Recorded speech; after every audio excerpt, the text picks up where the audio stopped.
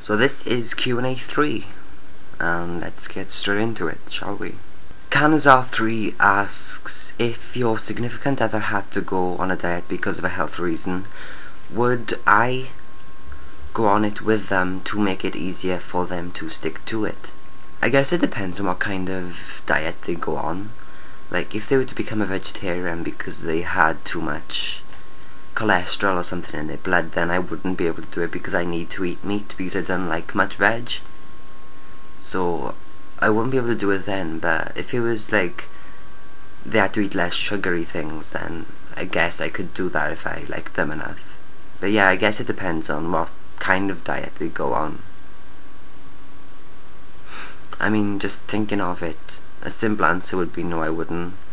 But then that's because I'm single, so I don't really have empathy or anything for that kind of situation. Banshee NC asks, if you had to challenge someone to a duel of some kind, what would your weapon of choice be? Okay, so assuming that it was a proper fighting type of duel, then I'd probably go for a sword, because I love them and I can use them. But bringing law and stuff into the equation, then my weapon of choice would be words, because I'm a bit of a word weaver, so most of the time I shall win.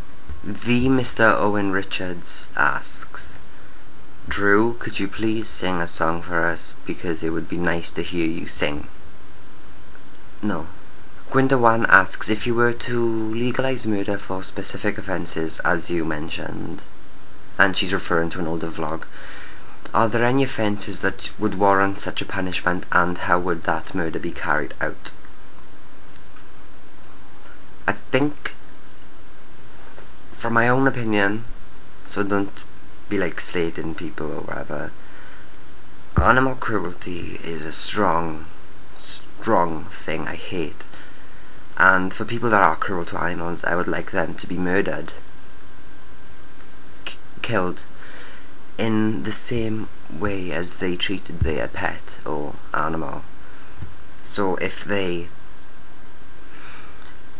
stamped on a kitten's head, then I would like their head to be stamped on repeatedly until their brain crushed and their skull was smeared across the floor. It's what they deserve. The Maestro Stowie, wherever, he asks, who has had the biggest impact on your life and why? Oh, excuse you. The most impactful person on my life. It's really a tough question. I'll have to go for myself, because I don't think any person has had an impact apart from me, because I'm very analytical and I'm a firm believer of growing from an experience and moving on. So I guess it's down to me, really. So yeah, thank you for your questions, and if you'd like your question to be answered next time, then pop up into my channel, go to the module and ask it for Q&A 4.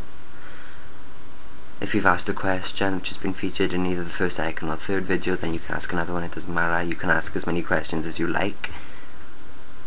And yeah, S.L.A.C, and I'll see you soon. Bye bye. Mwah.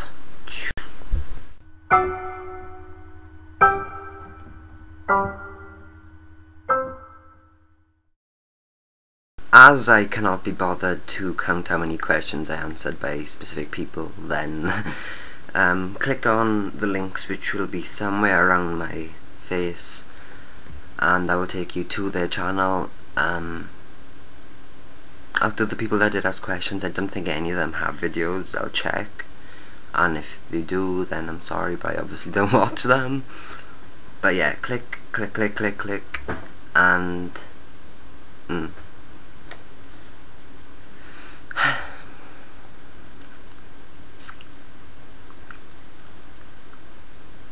you know, we go through the same thing every Q&A video and you think you would just learn to click on a link by now. Wouldn't you? You'd assume that. But perhaps that's what the lesson is, that you shouldn't assume, because you can end up looking like a twat.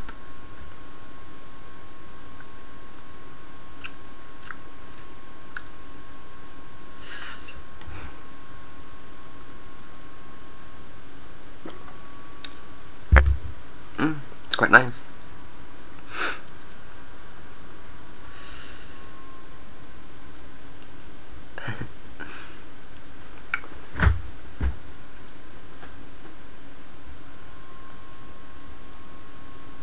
Are you still watching me? You shouldn't be. You should be viewing these people that submitted the questions. Or closing me down. You're just wasting time of your life. You could be doing something constructive right now.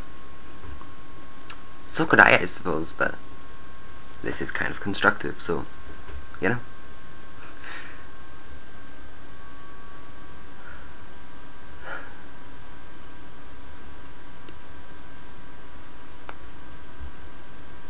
What day is it? Oh yeah. And